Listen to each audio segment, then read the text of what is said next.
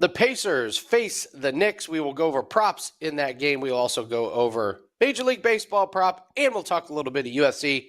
And yes, based on news of the day, we will talk about golfers being arrested.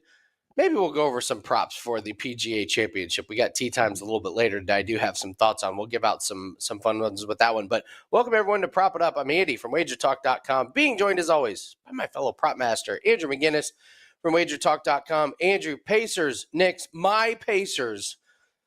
Thank God they're at home. I don't know what happens when they fly to New York. They apparently leave their defense and their IQ in baggage claim. I don't understand it. So let's talk about Pacers and the Knicks tonight. Lot of props, a lot of thoughts on this one. I'll let you go first. What kind of has your attention here in the Pacers and Knicks here? Well, look, Andy, you and I feel like over the years we've kind of debated, like, do we call a team total a prop? And I'll say that for me, when I enter team totals into, it's a prop. I'm like, it is a. Sometimes I call it a total.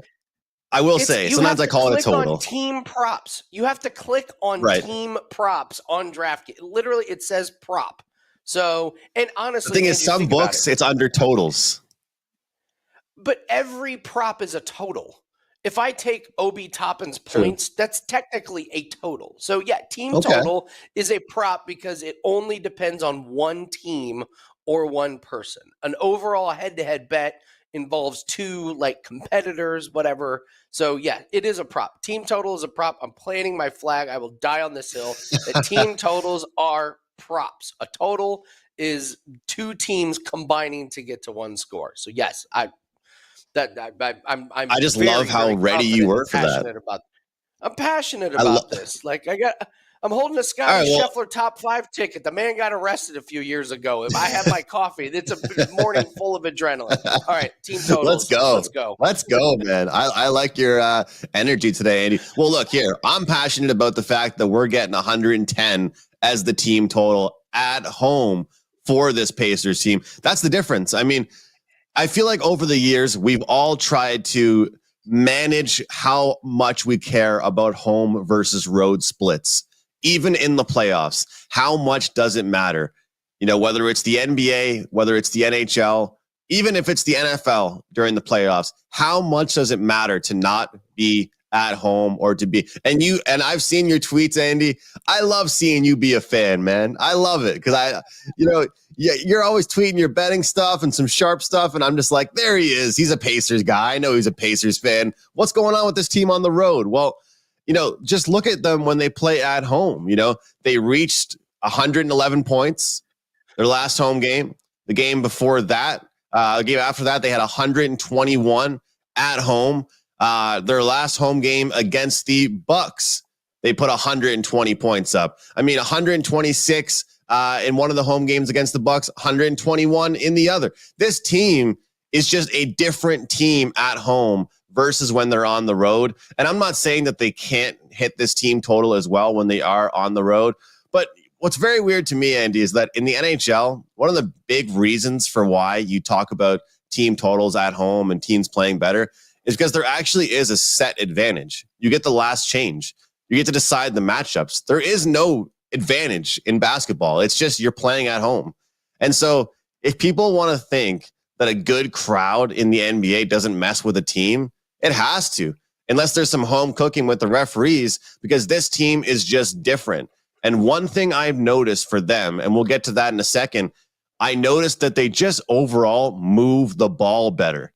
It seems to me there's no hero ball. When they go on the road, it's like one or two guys that are like, hey, guys, I'm going to try and do this on my own. When they're at home, they're constantly making that extra pass. They're constantly finding someone. They're constantly running in transition.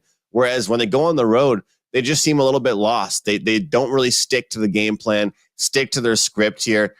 And here's the question as well, Andy. Has this Knicks team been good defensively? Or have the Pacers just missed shots when they've been on the road? Have they just not looked like the same team? Because I would argue that let's start at the start of this series here. First game, 121-117. The Pacers would have lost, but hit this team total. Second game, the Pacers would have lost, but hit this team total. Then they go back at home, hit this team total. Second game, hit this team total. And then, of course, the game after that, Game 5, they lose that one. Kind of rough, 121-91. This spot at home, I say if anybody out there likes the Pacers, I'm seeing all these first quarter, first half, this player in the first quarter. If they do well tonight, they will get 111 points. So that's definitely one play I like tonight, Andy. I'm looking at some players, and first we'll talk about Pascal Siakam. I think they got his number too high. Now, it's razor thin. They have his points, rebounds, and assists at 32.5. He's only gone over one time this series, and he had 34. So he barely went over. He had 32 last game. I don't know. It feels like, Andrew, last weekend we cashed a 5% on Luka Doncic under his points, rebounds, and assists, and it was the case of we're betting a number. The number was just like massively high, like 51.5. Everything has to go right. And I feel like it's kind of the same thing with Pascal Siakam here. 32.5 points, rebounds, and assists. You just have to put up a lot of points. And Halliburton, Jekyll and Hyde Halliburton, trying to figure that guy out. But at home, Halliburton seems to be much more engaged. He seems to shoot the ball a lot more. So can Pascal Siakam get over his point total? I don't know. His point total is 21.5. So let's say he gets to 21. Then he's got to add a bunch of rebounds and some assists. And I just feel like you're just asking a lot of Pascal Siakam when some of the Pacers have really good matchups. You brought up the Knicks defense. I don't think the Knicks defense is that amazing. I also think the rebounding of Isaiah Hartenstein's a little bit overrated in this series. Like, he's not exactly Dennis Rodman, like doing amazing box outs and grabbing these amazing rebounds. The Pacers are awful at rebounding. I mean, awful. The ball is just bouncing to him with nobody really trying to box him out or bodying him up. Meanwhile, Hartenstein looks like the best rebounder of our generation. So I would temper expectations on that one. Another guy, you got to talk about Alec Burks. Listen, the Knicks, they're down to a skeleton crew on their rotation, and then they bring in Alec Burks, and you watch him, and you're like, why wasn't this guy playing more? He's a legit NBA player. He can give you 20 minutes off the bench. So, Andrew, we can look at his points, or you can look at his points, rebounds, and assists. Points, rebounds, and assists is 16.5. This guy's had 19, 27, and 23 since they added him into the lineup. He's 9 of 18 from three-pointers in the last couple games. He's playing 21-plus minutes, and they need him. This is not a guy that they can just, like, push off to the side. They legit need this guy to come in and give him some minutes. If you want to just do his points, it's 10.5. He's had 20 and 18 in his last two games. He's taken 11 shots the last two games, and he's delivered. That's the other thing. They've given him the opportunity, and he's come through. So I don't think they're going to lose trust in him. So Alec Burks is a guy that I would look for as well. And then my guy who I've cashed on several times, Ben Shepherd. I don't put his play out too much on for clients because a lot of books don't have him. He's a bench player that comes in and doesn't play very much. But when he comes in, man, this guy just hits a couple three-pointers, plays hard, and then goes back to the bench. His point total is 5.5. I would absolutely take it over. He's gone over in 4 out of 5 games. He doesn't shoot the ball a ton, but when he does, it's because he's wide open. So I would take a look at Ben Shepherd if you can find him. I've been playing it mostly at MGM. But I've been very surprised that some of the bigger books that I normally play a bunch of props at, they don't have the bench players. I like DraftKings. They haven't really put out bench players in some of these series, which I've kind of found to have a lot more value on it. So take that for what it's worth. But I think we're leaning more towards Indiana Pacers players over. Do you have a strong opinion on Jalen Brunson? 44 in the last game, Andrew, but before that, he didn't even get to 30 points, and his point total is 34.5. Listen, I don't want to take a Knicks player under point total when they're going up against this defense, but it feels like if Brunson's on, he's going to go for 40, and if he's not on, he's just going to go for under 30. So I feel like this 34.5 point total, he's either going to smoke it going over, or it's going to just be an easy under cash. Do you know what I mean? Like, what do you do with Jalen Brunson here tonight? One or the other, eh? One or the other with some of those guys. They either have a huge night, and you see all those people on, those ads that sports books will run where guys put like milestones or the alternative numbers. It makes you think, like, is it, Jalen Brunson, is he going to have like an unbelievable night and carry the Knicks to a victory, or is he going to be flat? I mean, look what happened. Look at the Nuggets game last night, Andy. It's a perfect example. Like, look at how good the Nuggets looked in their 3 victories, winning 3 straight games. And then look what happened yesterday. It's like, that's what you love about sports in general. It's just like, how can this possibly happen? There's coaching, there's schemes, there's players performing different levels each game. But if that doesn't tell you, I mean, imagine betting some player prop. Imagine if you had MPJ yesterday. Last Friday, on the show, I gave out Michael Porter Jr. He had a great game. Imagine if you gave him out yesterday. I mean, this is a guy that, again, another quiet night because they got blown out. So I will say this about Brunson. I kind of underestimated how good of a passer he is.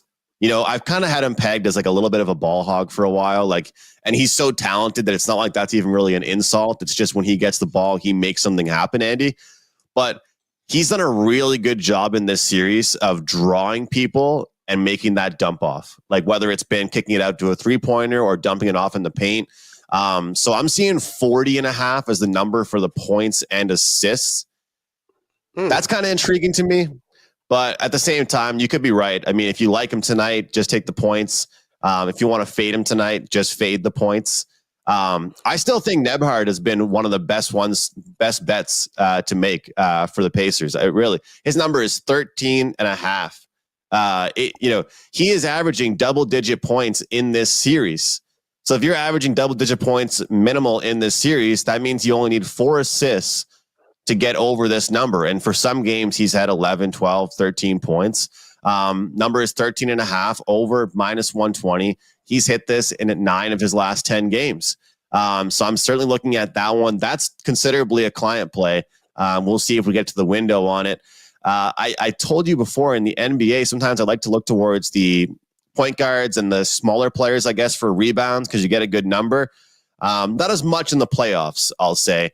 DiVincenzo, I'll take the under on his rebounds, Andy. He's not crashing the boards. You won't see him under the hoop. He's getting out in transition, getting ready to spot up for a 3. Under 4.5 for him has hit in 8 of his last 10 games played.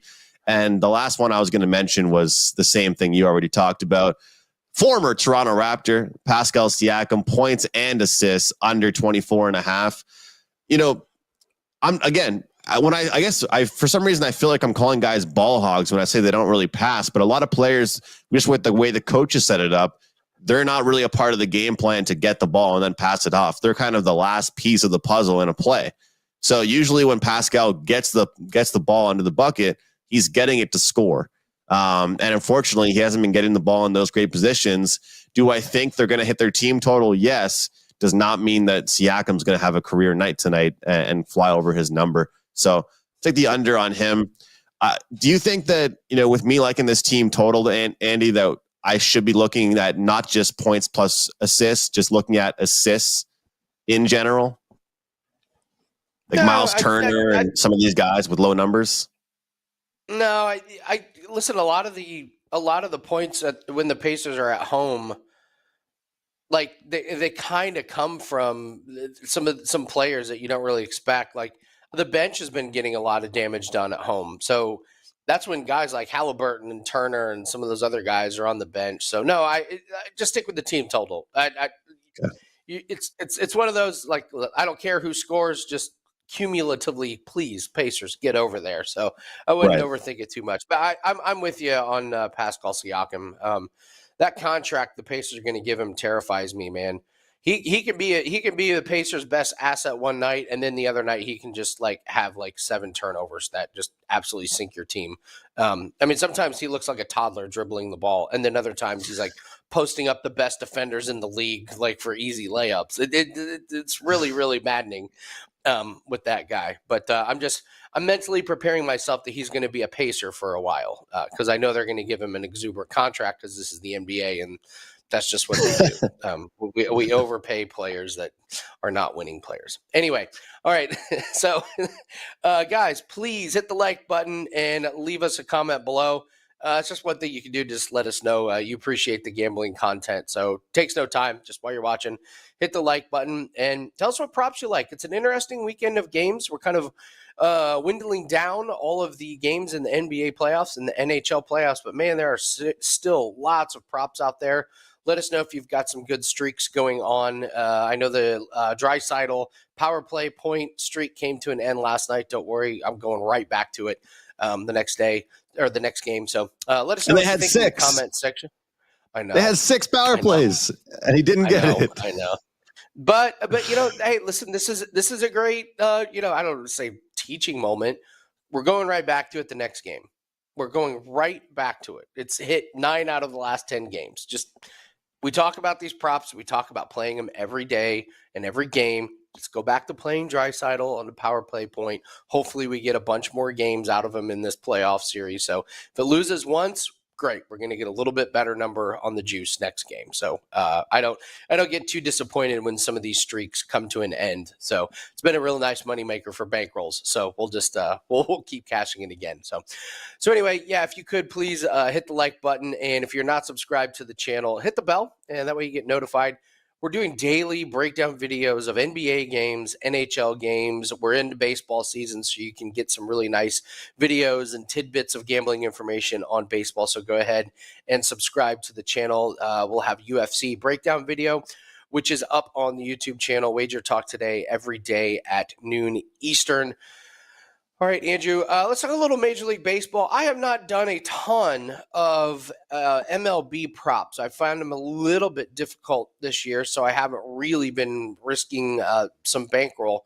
What do you like for today's slate in the MLB? Andy, really quick, I just wanted to mention, I'm sorry, I know it's a really good segue by you. I wanted to see what you thought about Josh Giddey. Because I don't know if we're going to mention tomorrow's game. Do we go over with this guy? Look at the number they're setting for him now. I mean, to me, that's just such a low number that it's like it kind of makes you want to bet it. Like it's like he's hitting it now. They're like, we're going to give this guy a huge minutes restriction. And then so nobody wants to bet him. But with the minutes restriction and the books know it, they're putting like a 7.5 as his number. I just saw that when I was looking at the OKC game. I wanted your thoughts, and I do have another strikeout prop for you guys. I mean, Giddey, listen, the eye test, there is no player that has failed the eye test in the NBA playoffs worse than Josh Giddey. Like, everything about the eye test is an F. It's not been good. That being said, his points, rebounds, and assists is 10.5. And it's very obvious what the Thunder are doing. Like, if he hits a couple shots and looks okay, they'll leave him in. If not, quick hook and he's out of there. I would be terrified to take an over on Giddey. Absolutely terrified to take an over on him. That being said, listen, if you think the Thunder are going to win, you're going to have to take some overs on some of the role players, even though they've been atrocious. It's been SGA and nobody. Jalen Williams has shriveled up. Giddey's been a nightmare. The bench, Jalen Williams, has been okay. Dort in the last game couldn't have hit the ocean if he was standing on a boat. So the bench players have just been awful. So I cannot, in good conscience, in good faith, taken over on the Thunder bench players. It's like the complete opposite of the Pacers. Like the Pacers bench players, you're like, oh yeah, overs. Thunder, like no way. So to answer your question, no, I cannot take an over on Giddey. I just can't. If he goes out and misses the first couple shots, you can rip that ticket up because they'll play him 10 minutes and that'll be it. That'll be that. So, do you have the stomach for it? Well, I might have the stomach for that number. I mean, if I see some of these numbers here for him, I'm like, I kind of have to jump in. I don't know. In the NBA, I just love I kind of avoid taking the guys that are like the over 33.5 points. Like I don't know. I guess I love betting like the over 6.5 point guys, especially when they're like, it's going to be a minute restriction, but when he comes in, he will get his chance. Like, I don't know, a minute restriction in the playoffs. What does that even mean here? Nobody has a clue. But last week on Prop It Up, we cashed an easy winner on Patrick Corbin under on strikeouts. I wish everybody a happy Patrick Corbin day. It was great. He went under 2 days ago as well. I was talking about it with Tokyo Brandon, who continues to crush his player props. But Bryce Miller is on the mound today for the Mariners. And here's the deal, Andy. He's going up against the Baltimore Orioles. So because of that, we're getting a pretty good number here on his strikeouts, over 4.5. It's a little bit juice. You got to pay like minus 130, 135.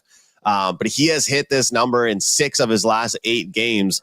And just looking at some of the games he's played against Houston, the guy had a handful. Against Atlanta, he had 10 Ks. Against Cincinnati, 7 Ks. Against Oakland, yeah, I know it's Oakland. He had 9 Ks. But one thing I really like is the guy does not walk batters. I mean, in a lot of the games he's played in this season, he's had just 1 walk given up. If you're worried about how long he's going to go into the game, well, I'll tell you what, he's only had 1 start where he's kind of gone off the board and he only lasted 4 innings. Other than that, we've seen him go 6, 6, 7, 4, and 6. Very consistent. They're keeping him out there. Not really a home run guy either, but I'll tell you what, this guy, he strikes guys out. And the thing is, because he's playing the Orioles, they're not juicing the number up yet. And the thing is, you could look at some of the teams he's played, like Oakland, even like Cincinnati. Sometimes Cincinnati can't hit the ball, but he has played well against teams like Texas and Houston and Atlanta. So it's not just been a soft schedule for him by any means. So I think Bryce Miller, this time we'll go with an over, Andy. Maybe it's a new thing for me on the show. My weekly K prop here. Bryce Miller over 4.5 strikeouts for the Seattle Mariners against the Orioles. I love it. Hey, listen, I love unders. I love betting some unders. So you're right in my wheelhouse with that one. So we got a great day here at WagerTalk and a great weekend coming up. It is $5 Friday. We have a bunch of plays up on the homepage that are only $5, and I have had one up for in the UFC and the UFC event we're going to talk about in a little bit. We'll talk about some props, but take advantage of the $5 daily packages. It applies to any of our handicappers that have a play up. So if you just go to WagerTalk.com, you'll see the list of everyone that has a $5 play up. Mine is in the UFC, and it is violence. It is a parlay, and it is all about violence in some of these fights. So we've got some really nice ones to not go the distance. We've isolated a couple. We're on a nice 9-3 run in the UFC. And we have Bellator event that's going off today. It's over in Europe, so it starts kind of weird times over here. So Friday afternoon, Bellator. But we're really focusing on the UFC card. I don't think there are a ton of great plays on the card. There's just enough for us to do some damage, and we've got that play up for $5. Having a really nice year, up around 68 units profit for 2024, so take advantage of that. Andy Lang's profile page, WagerTalk.com. We're going to get into some props in the UFC, and I'll go over since Scotty Scheffler got arrested this morning, which is kind of a joke. We'll have a little bit of fun to close out the show. I'll talk about some other golfers that have been arrested before their tee times. Believe it or not, Andrew, this is not an isolated incident. Golfers I think everyone thinks hockey players party the hardest. I'm here to tell you, don't sleep on golfers. Don't sleep on the partying aspect of golfers. But tell everyone what you have up at WagerTalk.com and where we can find you at. Yeah, big play in the NBA tonight, and I'm on a 10-2 all sports run. Really excited about today. It's a $5 play for me today in the NBA. And as far as the NHL, very fitting for it being here on Prop It Up. Props have been the moneymaker for me. So you guys can get my full prop package for tonight's big game. Looking forward to it. Florida Panthers, Boston Bruins going head-to-head. Boston trying to stay alive. So you guys can check that out. $5 customer appreciation day, my NBA play. Or you can use the promo code SCORE7 to get every play I release, all sports, for an entire week for less than $10 a day. Love it. Let's go to UFC here. I'll take the first one here. Angela Hill, take the over. I don't even need to care about her opponents. Angela Hill Fight Night. So we just take the overs on Angela Hill. She's almost 40 years old, but man, Andrew, she looked amazing in her last fight against Denise Gomes. Looked great. Great cardio. The best thing about Angela Hill and overs is she's got plenty of cardio, so she can go all 3 rounds. She's got really good defense, so you're not going to finish her. but she also doesn't punch that hard, and she has no submission game. It's just the perfect recipe for overs. So you take the fight not to go the distance because it's an Angela Hill fight. It's a beautiful parlay piece. I've used it for client plays as well. What's another prop you're looking at in UFC? So Andy, I think I'm a little bit of a contrarian on this one because I'm actually fading Edson Barboza here. I'm actually going to take Murphy to win by decision. I've seen some wild quotes. This to me has been a lot of fun looking at the discourse in the MMA social media community. Just because I feel like a lot of people think Barboza is going to just wipe the floor with Murphy based on just opponents that Murphy has actually fought. That's the thing. I mean, I saw a funny quote on a website saying that Murphy's opponents that he's fought has made CM Punk look like George St. Pierre. Like literally, like some of the fights that he has have been so weak just to pad his stats that they don't look good, which I understand. But part of me thinks Barboza might be a little bit delusional here. He said, if one guy deserves to fight for the BMF title, it's me. Have you watched my fights? I fight till it's like, dude, like we all have watched your fights. They're not what you think they are. I just think that he suck. Yeah, like I don't know what world he's living in, Andy, but over the last few years, whenever I watch a Barboza fight, I'm looking forward to the next fight coming on after him. So when you take a look at the numbers from a numbers perspective, the favorable outcome as far as the lowest odds for Barboza to win by KO, TKO, or DQ, which is plus 250 for him. For Murphy to win by decision, plus 165. The odds makers are telling us this one will be a scrap, but I think with Murphy, how smart he'll fight in this one, I think that will lead him to winning by points here. He also doesn't get taken down much, doesn't take a lot of damage, kind of dances around the octagon. I see this one, like I was laughing when I saw the BMF title being brought up here. This to me could actually be kind of a snooze fest, and Murphy will win by points. And this is one of those ones, I'm not proud of taking this. He probably will win. The way I look at it is if I'm right about this, he'll win and the entire MMA community will be pissed about it. Like they'll be complaining that he got the victory. So I like Murphy via decision. Would you agree with me? It's a little bit contrarian. That's interesting because I'm on Murphy. So you and me, nice. Same boat. Great. I am. I wrote my article for WagerTalk.com. I write a free UFC article that's on the news page, and I picked Murphy. I think its speed's going to be just a little bit too much. Barboza.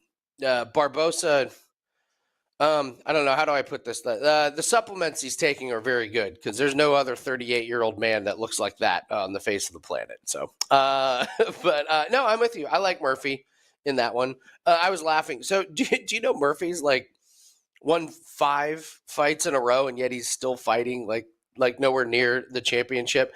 Michel Pereira's won 8 fights in a row. He's nowhere near the championship. Steve Erceg wins 3 fights in a row and gets a title shot. Some of these weird winning streaks are kind of odd. I'll go over another prop. Tom Nolan and Victor Martinez. Take Tom Nolan to win by knockout. Normally, like I am always on the camp of you don't play knockout or submission. You just play inside the distance. Tom Nolan is not a submission guy in the slightest. He's a power puncher. Both these guys are coming off of the Contender Series. They both made their UFC debut, and they both got smoked in the first round. Problem is Victor Martinez is one of the worst guys coming off of Contender Series. Andrew, he is awful. Absolutely awful. Tom Nolan is so much better than him. He got beat by Nicholas Mata, who's actually he's an okay UFC fighter, but Nolan just had deer in the headlights. This fight is going to be violent. It's not going to go the distance, and it's going to be Tom Nolan knocking him out. I feel very confident in that one. And then another one that I've been looking at is Abus Magomedov against Warley Alves. Alves is done. He got off the juice and he's looked terrible since then. He's been finished a bunch of times. And Magomedov, he has no cardio after the halfway point of the second round, so he's going to try and make short work of Alves. That's going to be a really, really violent fight, and I just think Warley's about done. UFC really, really wants the UFC really wants Magomedov to get back on track. He's lost to 2 beasts in Sean Strickland and Kyle Borrallo, so this is a really nice step down opportunity. You can take him by finish. He's going to knock out Alves. Maybe he might get a submission, so he'll just take inside the distance, but that'll be a quick one. So, any other UFC props you like, Andrew? I've got nothing else. That's the only one I have. And, I used to tell you, Andy, that I was betting more on these fight nights than I was on the pay-per-views. But I'll tell you, I'm getting more fired up for research ahead of time. Like, I feel like I remember you used to tell me you were locking in bets for the UFC like months ahead of time or kind of researching. I've been doing that a lot more. So for some of the upcoming big events, I'll have some more stuff for us. Like it. All right, let's have a little bit of fun. So Andrew, one of my favorite things is some funny golf stories and golfers getting into trouble. So Scotty Scheffler got arrested. Listen, it looks like he did nothing wrong, so don't worry about it. However, there are some guys that have done some things wrong. So let's go over some funny ones. And I'm doing this off the top of my head. So there was a golfer, tons of issues off the course. His name was Stephen Bowditch. He got arrested because he was passed out in his car. And I shouldn't be making light of this, but he was passed out in the car in the middle of an intersection. He got arrested at 1 a.m. and he still made his tee time. Congratulations to Stephen Bowditch, man. I'd like to know where that guy is these days because he was a party animal. Robert Allenby had an amazing arrest. So he got wasted, stumbled out of a casino. He got beat up, and then he tried to blame it on some homeless people. And then he ended up getting arrested because he didn't know there was surveillance footage that completely destroyed his story. And it turns out the homeless people were trying to help him. He got into a fight with somebody and he tried to blame it on these homeless people, ended up helping him. So he got arrested for that. Don't forget the GOAT, Tiger. Tiger's been in how many bad accidents? Backing out of his driveway, careening across the interstate. So don't forget about Tiger and that infamous mugshot. And then kind of my favorite is Tommy Gainey, Tommy Two Gloves. He got arrested. He got stuck in a sting operation with female escorts. And they totally set him up, but his wife was not happy that he tried to hire an escort. But my favorite part about this, Andrew, was the police called the sting operation Operation Santa's Naughty List. And they happened to get a professional golfer caught up in that. That was Tommy Gainey. So those are some great stories. Those are some good stories about some golfers off the. Yeah. Those are real things that have happened. So Scheffler Andy, being arrested. Yes. I kind of think that people believe that there's just like so much class in the sport, like you're golfers, you're dressed up kind of nice, you're going around, they're polite to the media and things. So my cousin lives in Abu Dhabi and she volunteered at a golf tournament that was there, like a PGA tournament that was there. And so she got to be around like all the cameras and all the stuff going on. And one thing that she told me is those guys know when they're going to be on camera or not. Like some of them are drinking, some of them are smoking, they've got chewing tobacco, they're swearing at each other, making jokes, hitting on women. They're doing everything but what people think they're doing professionally off camera. Like that's the thing is like, think about all these shows. I mean, obviously it's professional sports, but PGA is more of like a production, If you're watching an NBA game or an NHL game, every player has to probably be on their best behavior. You're always on camera. But in PGA, they can't be watching you always, Andy. There's not always an eye on you. And so I thought that was pretty cool. She told me she does that like once every 2 years. She volunteers at those tournaments. And she says that the guys are hilarious. Like they have a lot more personality than I guess you could think the media pegs them out to have. Yeah, they're wild. Never forget that Tiger, when he got arrested, his toxicology report came back. He had Vicodin, Xanax, Ambien, and weed in his system. So what a combo! So Andrew, just imagine that you take a Vicodin and then a Xanax and Ambien, and you're like, I need a little bit more. I just need that extra thing to get me over the edge past the one hitter. So that was. He had to cool down. He had to cool down after all this stuff. He's like, I need a joint really quick. Yeah. So Scotty Scheffler's incident this morning, not even in the top 50 of golfers arrests in the field. So should right, I guys, buy that's one of gonna- those shirts? Should I buy it? Did you see those shirts going around today? It's like a pretend mugshot because he didn't really do anything wrong. So it's not like I'd be offending anybody. It'd be hilarious. The best comment on Twitter I saw was like the mugshot of him in the orange, and someone was like, "He's dressed like Ricky Fowler." I thought that was a great comment. So, all right, guys, that's going to do it for us on Prop It Up. Again, if you have not hit the like button and left us a comment, please do so. It really helps us out. Tell us what you like, even if you just want to leave a little smiley face, or tell us if you agree or disagree with anything you've said. It really, really helps the algorithm out and helps us out as well. Just a little token of appreciation. And don't forget to take advantage of $5 Friday at WagerTalk.com. Andrew has big plays up. Go ahead and check him out at WagerTalk.com. My $5 best bet in the UFC is up for only $5. We're on a 9-3 UFC run. Do not miss out on that. The price is not going to get any better for a best bet. Take advantage of that. Thanks, everyone, for joining us. Good luck on all your plays this weekend, and we will see everyone next week on Prop It Up.